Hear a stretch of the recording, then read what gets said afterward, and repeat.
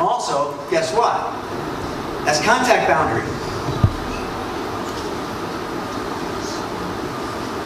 That's the contact boundary. You actually experience the contact boundary.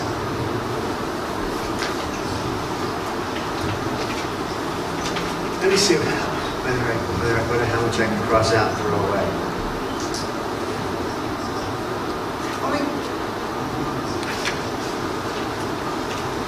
Let me ask you about self-functions. Let me tell you about self-functions. Let me tell you where I come from on self-functions, so you know where we're going to go, where I'm going to try to take you, where my bias is, where my training is, and what I try to do. Jean-Marie has that book, something self-something,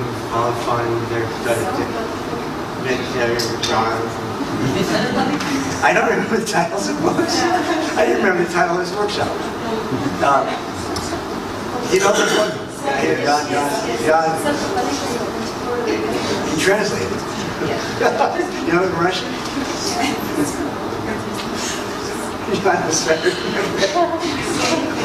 Well, at any rate, there's a book about different gestalt therapists who teach self-function, and it's out there. She has it in Russian.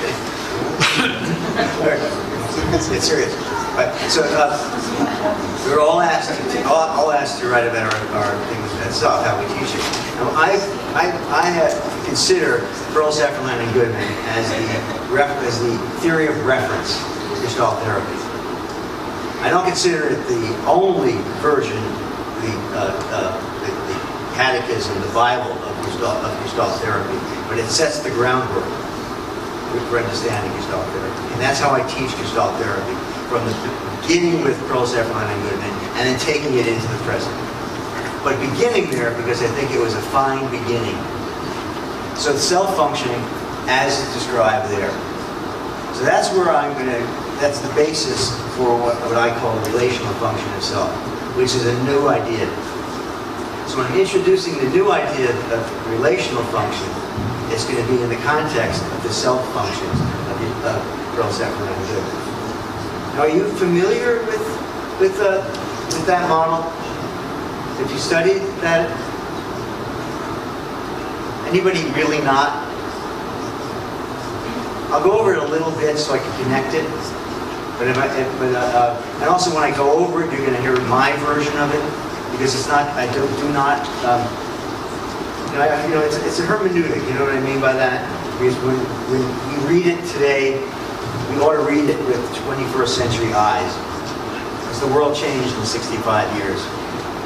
And my background is the New York Institute, and we used to be known as the institute that protected Pearl's, Efferland, and Goodman.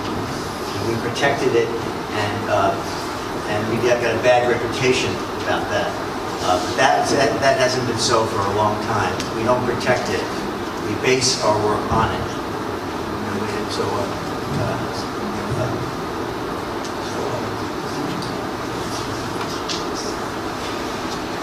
Now, a word about self.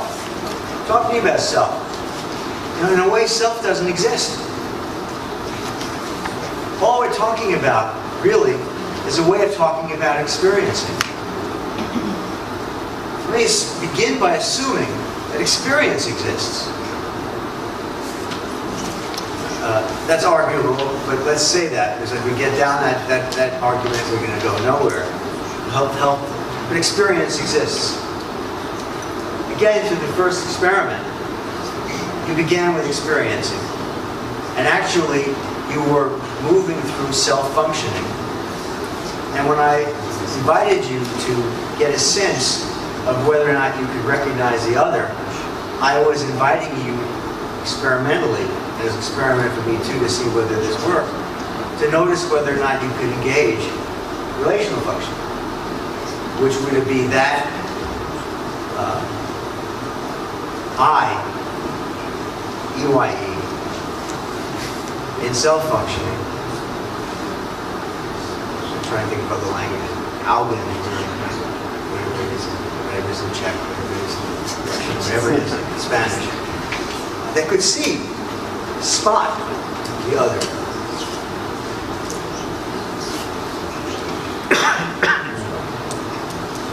This is very organized, believe me, and I jumped ahead.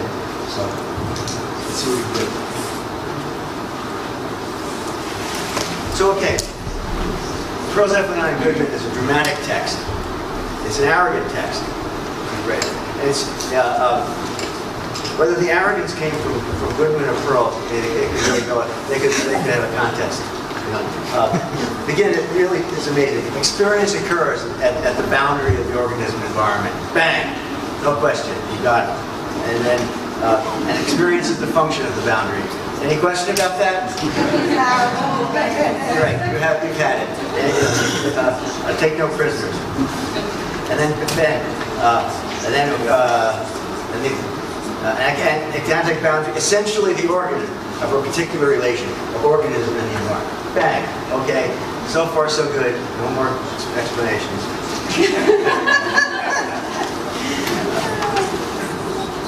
And then, okay, even more. You want to know what contacting is? Every kind of living relation that occurs at the boundary of the interaction of organism and environment. Okay? But they go on pages and pages and pages. And not always seemingly consistent.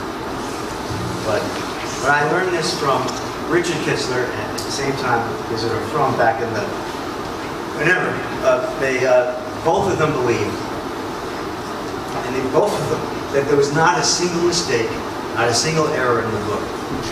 Richard thought there were 2 typographical errors. Isidore thought there were 3, and they used to fight about which one to make. This is absolutely true. Then Richard said, oh, this is not right, there were mistakes. And then Isidore retired. Is it true? And then Joe Weiss saw him. He asked him.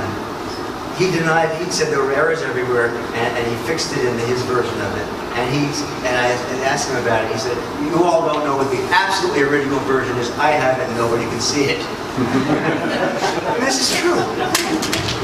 This is absolutely true. Okay, now let's go to self. And this is important too. Self is the functioning of contacting, the actual transient present. Self is the functioning of contacting. This is very important. And the actual transient present. Now you heard that in the plenary about the importance of time. I'm not going to stress that much, except say that because that would be another workshop. I think that we have to pay attention to that. But it's the functioning of contacting yourself, and then they say it's the figure background process in contact situations. So we have self as in the heart of contacting. So why do we need self? And it's contacting. Some say we don't. Some say actually it creates a thing. Well, don't we create a thing when we call a river, flowing water rivers? Don't we create a thing when we call a group a group? Don't we constantly take a process and name it and create a thing? Don't we always name things? They don't create things by it. I mean, Pharaoh talked about quasi-things. Don't we talk about melodies? They're not things, but they're names. So self can be thought of as a melody. It can be thought of as a moving stream. There are many, many ways of thinking about it that don't make it into a thing. That's what I offer you. And I think people who say you're making it into a thing ought to think again. Ought to think with a little more clarity and think more deeply. Because I think self, as I hope to show you, is a very fluid, is a very important way of looking at our work, looking at experience. Now, organism environment. Let me know if I'm going too fast. I don't want to. I don't want to lose anybody.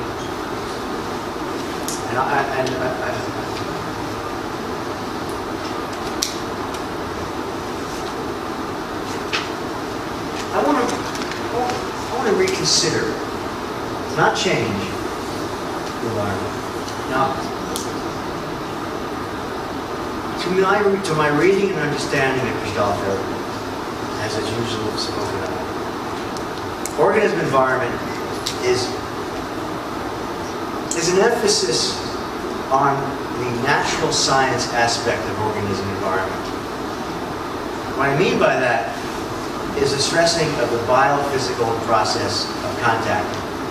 Not to the exclusion, no, not to the exclusion of the full human holism. I mean, I don't mean to exclude it. And if you again look at a lot of gestalt therapy writing, we talk about values and meaning, we really do.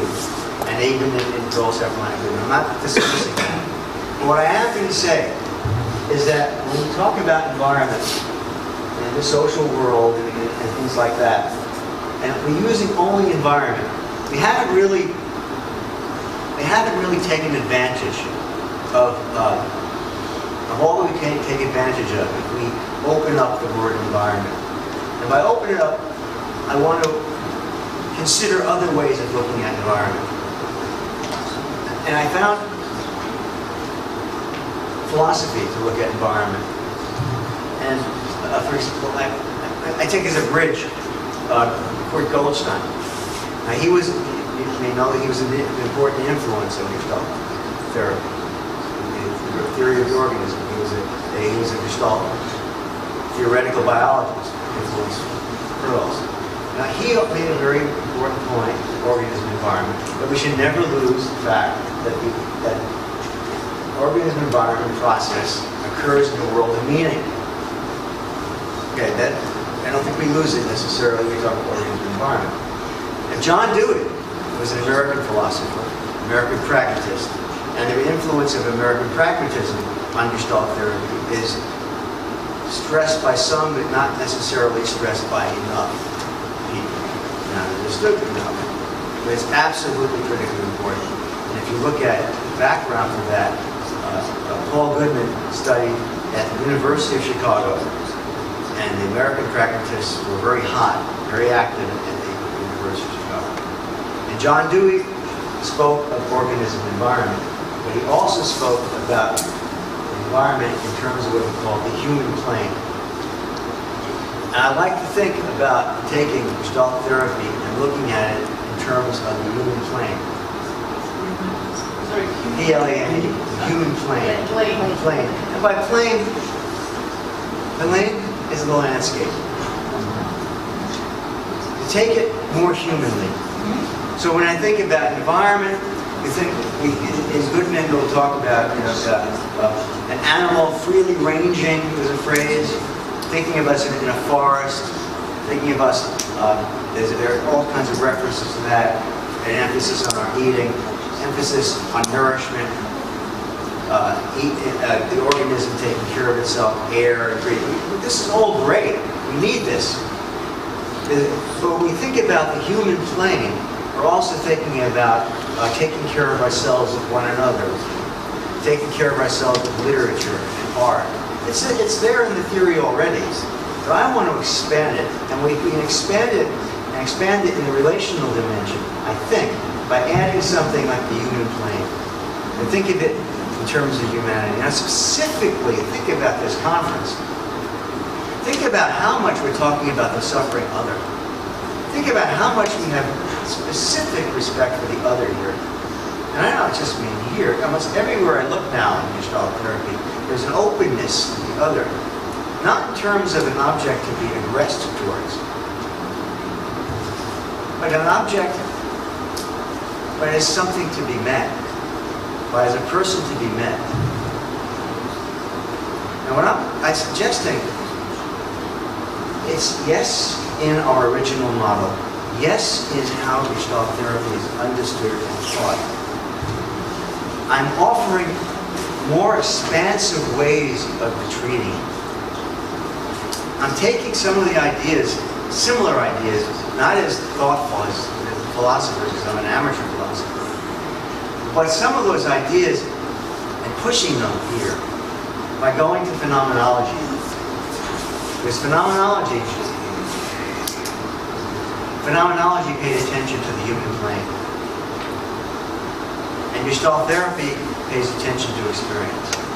Now there's an overlap between phenomenology and psychology. It's another story. But I want to pay attention to the human plane in a phenomenological way. And I want to look for finding the other phenomenology. Which is not to say I'm ignoring, to say I'm not ignoring, I'm putting aside issues of developmental psychology. I'm putting aside issues of things like mirror neurons and a neuroscientific basis for empathy. I'm just putting that on the side. That's all I'm doing. And I know there can be objections to living division.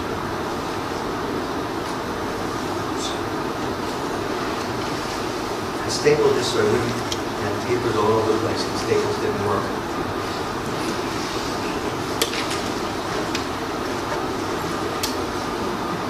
Okay, so what do I, and this is, so what I've done, I've asked, I wanted to move from environment to life world. And now, life world is an idea. Hesitation is thinking about whether it was actually developed by Husserl. Let me just say it was developed by Husserl. Do you know who he was? Edmund Husserl? He was the first most important phenomenologist in the 20th century. German. Yeah, let me write that. Oh yeah, let me write this down. Yeah. Yeah, thanks.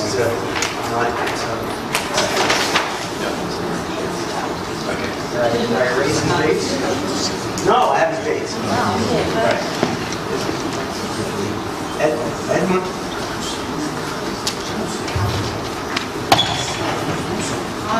Husserl. Okay. Husserl. That's when you were 1859 to 19. Now, very interestingly, if you look at these years and think about the development of Gestalt psychology, you're going to see a parallel. And if you look at phenomenology and think about Gestalt psychology, you're going to see more than a parallel. There's this cross-influence. Very important. And I'm going to write the next person who's also very important in this, Martin Heidegger. I'm not going to talk about it. Heidegger was a beast. Now,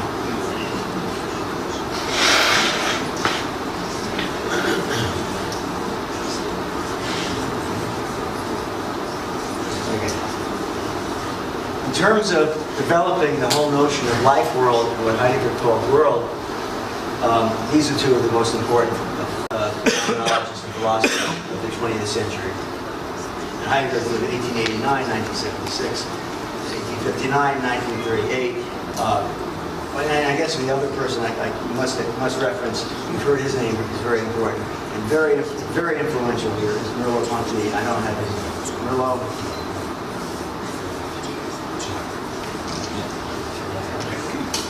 Sorry about my handwriting. I don't have his dates. Maurice Merleau-Ponty. You've heard the references to these people, very much. And Merleau-Ponty absolutely directly influenced by Gestalt psychology. You read his philosophy, he references Gestalt psychology all the time. So the connections to Gestalt therapy are not accidental. But okay, what is life? You have the names. You familiar with them? You've heard of them? Often we talk about them in our training. But I want to make them essential. Now, life world, German is Lebenswelt. And I understand that it's translated sometimes, I see in the Italian translated to English, they translate it world of life. So I don't know how it's so Lebenswelt. It's the world, the ordinary world we live in. It's a simple, uncomplicated, daily, ordinary world. It's the world of our psychotherapy.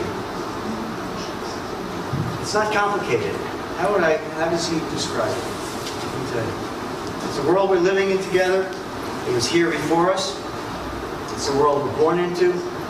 It's a common world of social, culture, history.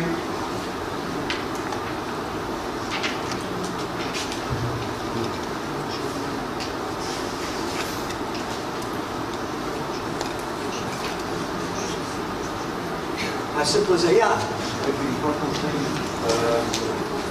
life work is understood as world we are able to experience.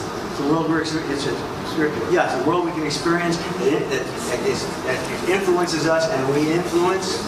It's co-emergent. It's not just flat. This is the Goodman would say the starting situation. This is environment. We call this life world. I'm going to build this some more with more complication. It's our world of culture. Think of your own countries, which you've come from. Think of your different values.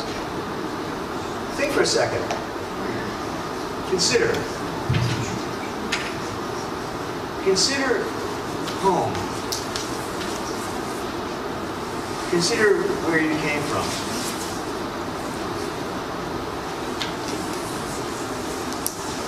As part of your life. Consider where you are right now. All of this is life world. It's the natural world.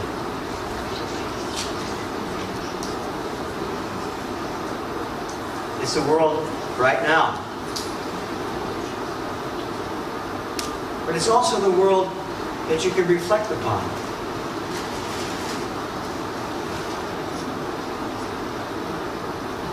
But it's immediate.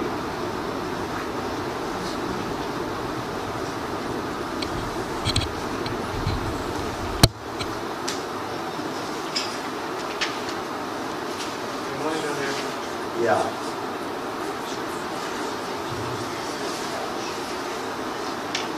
It's a world in which we're living together. Literally, it's a Lebenswelt. The world of life. Nothing complicated about that. It's kind of self-evident.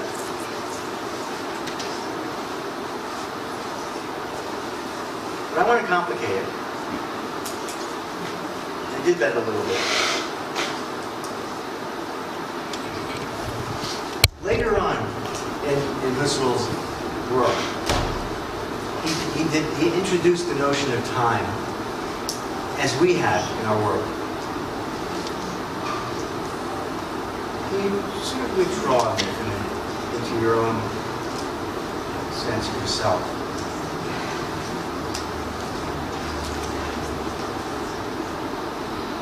And I did this a little bit. Take a breath. Consider your surroundings. Consider what's around you now.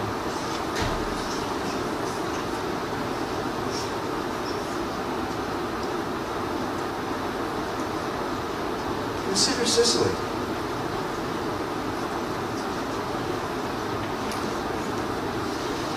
Consider what Sicily is for you right now. Does it have history for you? Does it have meaning?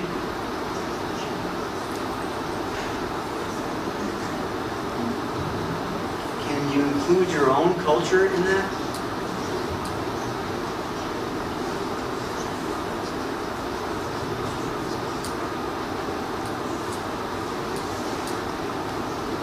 Now, add in time even more. Stretch your sense of time backwards. Include history.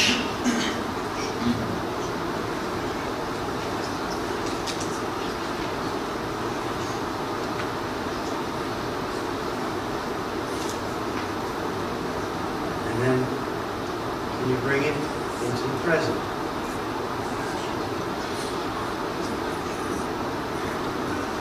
Is it all part of your experienced, ordinary sense of now?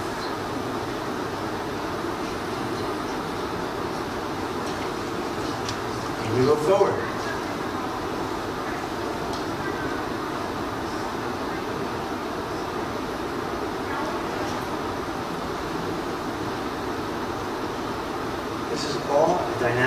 sense of your life world. Concretely, think about this conference. Think about each of your life worlds. It's actually not a common I world, but it's we world that you build together and are building together in your interactions. You have a common world you've come from, a personal world, a shared world here, a sharing world here, a building world here.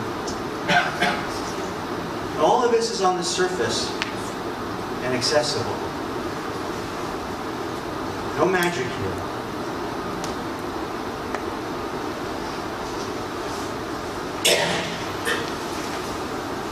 Now we could talk about how you use this in gestalt therapy in a session. That would be almost another topic. You could go there. Now I can talk about that in self-functions and the will before I get into this. Can I take a little detour and show how self-functioning is involved in this? Because I just guided you again into self-functioning. I'll show you how you experience it as I understand self-functioning. Now one thing, and just like I gave a preface before self, I'm going to give a preface before self-functioning. First, why am I saying self-functioning and self-structure functioning? Because I'm doing it the easy way. So let's say self-functioning. There's no such thing as a single self-functioning, because all self-functions are one whole. Self is of a whole. Because typically in standard theory, the standard model, there are three self-functions. And okay.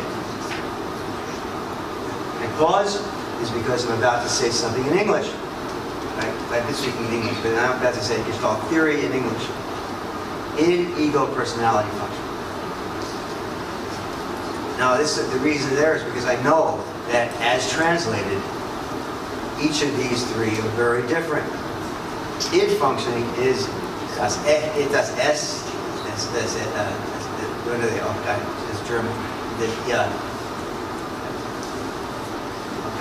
In other languages it's different. What is it in French? Spanish? La fonction ça. In Spanish is id function. Yeah. And actually, it should be called, in English, it function. It. Because that's the way it's translated in other languages. What is it in Russian? Use English. Use the id. English shouldn't use id. Yeah, it is, because it doesn't make any sense to use id. I never understood why they used it. It should be id function, because it is the id of the situation. Now what the id functioning is the idness of every moment.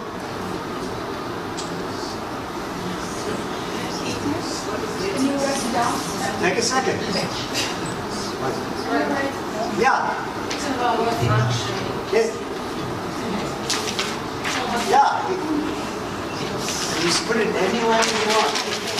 In English, it's id. In English, it's id. Which actually harkens back to Freud.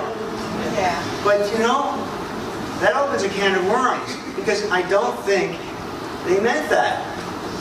Because in the sections in Pearl, Sefferman, and Goodman, when they critique Freud's theory, they critique id and stuff, but it doesn't mean id function.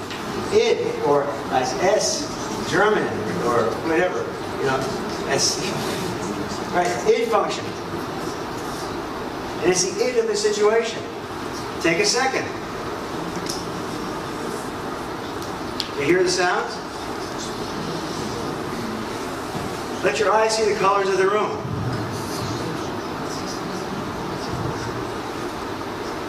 Don't name these colors.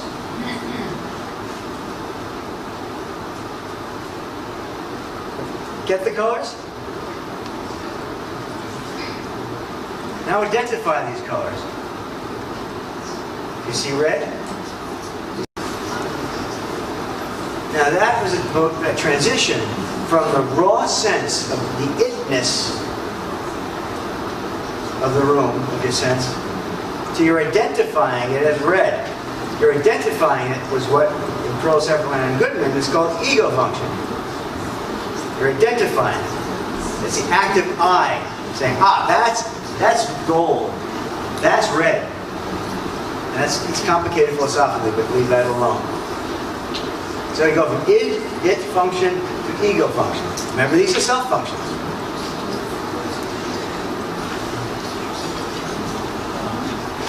So the it function is basically, is present. Bang. No choosing. No choice. Could you use this example based on ego functions and include personality functions? I'm going to get it right to that. Okay, sorry. I was just curious. No, you can get this is a personality function, a personal function. This is so important, and also so under stress. You're familiar with the term? The personality function. Now this is so important because personality. I'm putting a hyphen there. Ality. Can you read my handwriting? No. I can't read my handwriting. But personality function. It's the personness. Okay. Personality functioning is that aspect of self that over time, over social contacting of you meeting me right now, you will have the experience of having met me. Will be your experience of being able to remember who I am, having assimilated, taken in your experience of me, and you will no longer be the you are prior to having met me, or having been here. You will have had that experience, and the you of you will be different from the you of you before. Your personhood will be different. And that's carried, but that is the personality functioning of self. Is you're engaging as a person in a situation. More than that, personality functioning is connected to meaning making. So that the ego functioning, remember these are all connected. This is sort of like you can't, that the ego functioning, the I, which is acting, would be blind, acting wildly, without the personality functioning, organizing me with the what, with the where, with the meaning, what it means to be on the human plane.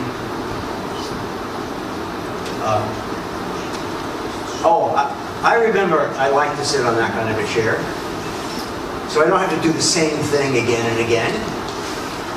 I know that this food I don't like. You know? This also, personality functioning, underlines the sense of time. Yeah, I'm just getting more curious. Yeah, no, please. Okay, is it okay?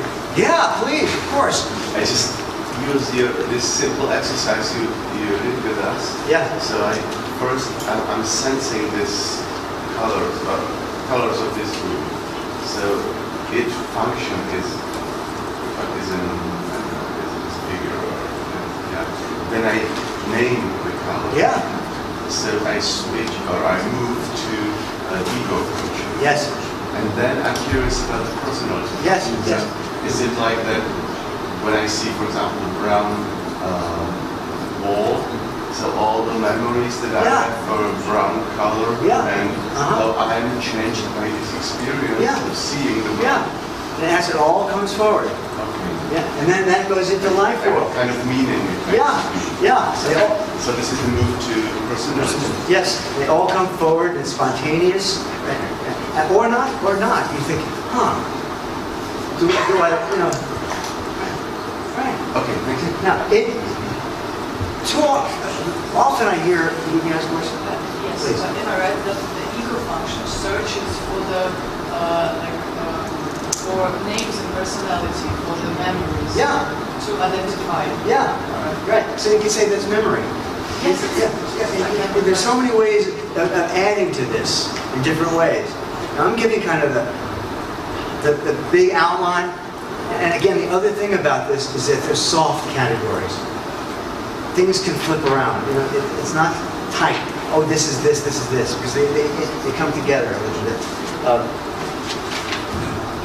Think about life world. I'm going to get to the relational function, I promise.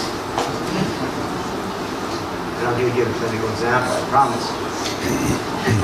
This, clinically, this is an example that often is given for about personality functioning, is how when it goes wrong. When it's not fluid. Now we know it in gestalt therapy. In the aesthetic criterion, when you're in terms of atmospheres, for example, or in terms of a felt sense, when there's the